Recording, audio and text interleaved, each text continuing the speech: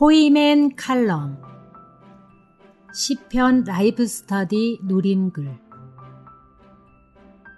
오늘은 시편 라이브 스터디를 읽고 누린 것을 소개하려고 합니다. 먼저 시편 라이브 스터디 메시지 7번에 대해서 소개하려고 합니다. 시편 15편부터 16편에 관한 것입니다. 시편 1편과 2편의 비교는 율법과 그리스도의 비교입니다. 마찬가지로 시편 15편과 16편 역시 율법과 그리스도의 비교입니다. 15편은 선악지시나무의 노선에 있습니다. 16편은 하나님 사람이신 그리스도를 계시합니다. 16편 3절은 땅에 있는 성도는 존귀한 자니 나의 모든 즐거움이 저희에게 있도다 라고 말합니다. 오늘날 땅은 엉망진창이며 즐거운 곳이 아닙니다. 창세기 2장에서의 땅은 즐거운 동산이었지만 사람이 타락한 후에 이 즐거운 동산은 엉망이 되어버렸습니다. 15편은 선악의 관념으로 가득하지만 16편에는 선과 악을 대체하시는 그리스도가 계십니다. 선악지식나무와 생명나무는 두 근원인데 이 두 근원이 두 노선을 만듭니다.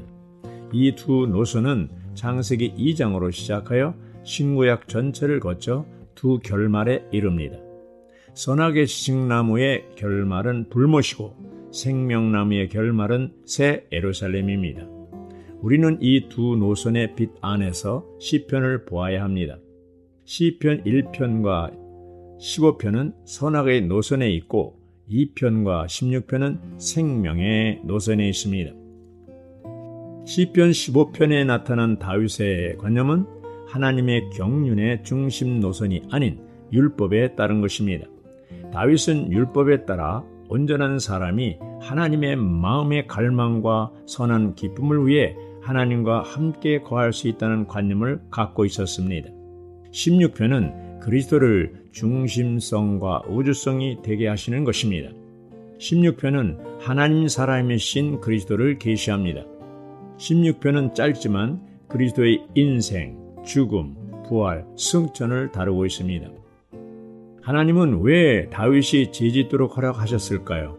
그것은 다윗이 율법을 귀히 여겼고 심지어 자신을 아주 높이 평가했기 때문입니다. 그래서 하나님은 다윗을 보호하고 돌보시는 손길을 잠시 거두어 가셨습니다. 하나님은 다윗이 율법을 지킬 수 없다는 것을 보여주시기 위해 다윗을 극도로 실패하게 만드셨습니다. 마태복음 1장 6절은 다윗이 우리아의 아내에게서 솔로몬을 낳았다고 기록하고 있습니다. 다윗은 지금도 마태복음 1장 6절에서 폭로되고 있는 것입니다. 둘째, 시편 라이브 스터디 메시지 8번입니다. 8번은 그리스도와 율법에 관한 성경의 노선들과 원칙들을 말하고 있습니다. 150편의 시로 구성된 시편은 성경 66권 중 가장 긴 책입니다. 시편은 단지 이야기나 역사나 교리들이나 가르침만이 아닙니다. 시편에서 우리는 하나님께 대한 기도와 감사와 찬미를 볼 수 있습니다. 시편은 사람이 하나님께 하는 말이기 때문에 우리에게 아주 달콤합니다. 하나님의 영원한 경륜에 관한 두 노선이 성경 전체에 걸쳐 있듯이 시편에도 있습니다. 하나님은 아담에게 생명나무를 포함해서 동산에 있는 모든 나무 열매를 마음대로 먹을 수 있으나 선악지식의 나무는 먹지 말라고 경고하셨습니다. 생명나무의 노선은 창세기로부터 계시록 마지막 장에 이르기까지 성경 전체에 걸쳐 계속됩니다.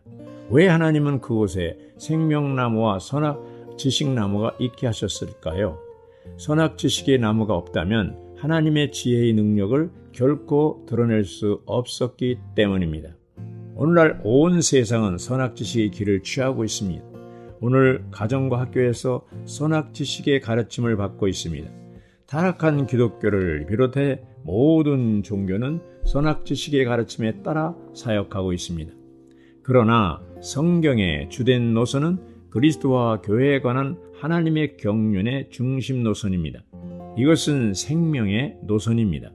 성경의 또 다른 노선은 율법에 관련된 엽 노선입니다.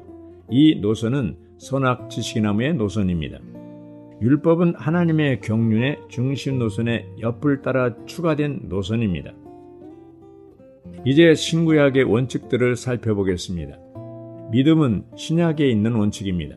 우리는 단순히 그리스도를 믿어야 합니다. 구약의 원칙에 따르면 구약의 성도들은 반드시 제7일인 안식일을 지켜야 했습니다.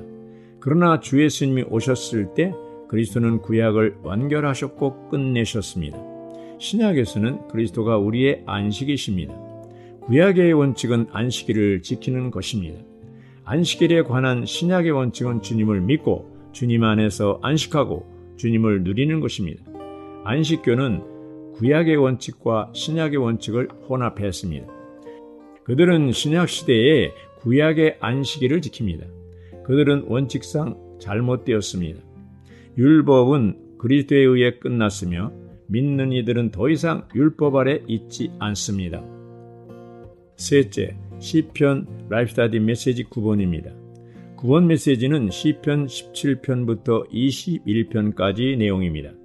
시편 17편은 하나님 앞에서의 사람에 관한 다윗의 관념을 보여줍니다. 그는 지식나무의 노선에 있었으나 생명나무 노선으로 바꾸었습니다.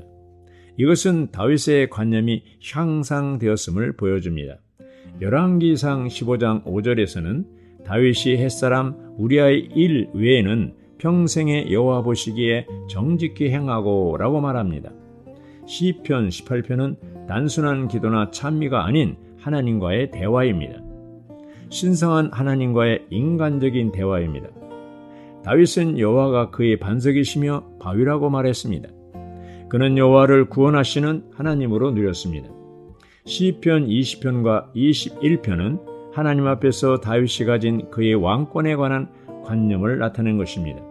시편 20편은 다윗이 왕권으로 축복하는 것을 보여줍니다. 1절부터 9절까지 해서 다윗은 그의 백성을 축복했습니다. 축복의 결론인 9절은 여호와여 구원하소서 우리가 부를 때 왕은 응낙하소서라고 말합니다. 여기서 왕은 다윗을 말합니다. 20편은 다윗의 관념이 향상하고 진보했음을 보여줍니다. 축복은 기도보다 높습니다. 축복은 감사와 찬미보다 높습니다. 21편에서 다윗은 왕권으로 인해 여호와께 찬양했으며 하나님께서 그의 원수들을 진노하심으로 다루시는 것에 대해 말했습니다. 율법에 따라 낳은 모든 자녀들은 노예입니다. 그러나 은혜로 출생한 자녀들은 왕이 됩니다. 그는 왕권을 위해서는 하나님의 인내하심을 의지했지만 그의 원수들에게는 하나님의 맹렬한 다루심을 적용했습니다. 왕으로서 그는 백성을 축복했습니다. 다윗은 17편부터 21편 마지막까지 점차적으로 진보하고 있었습니다.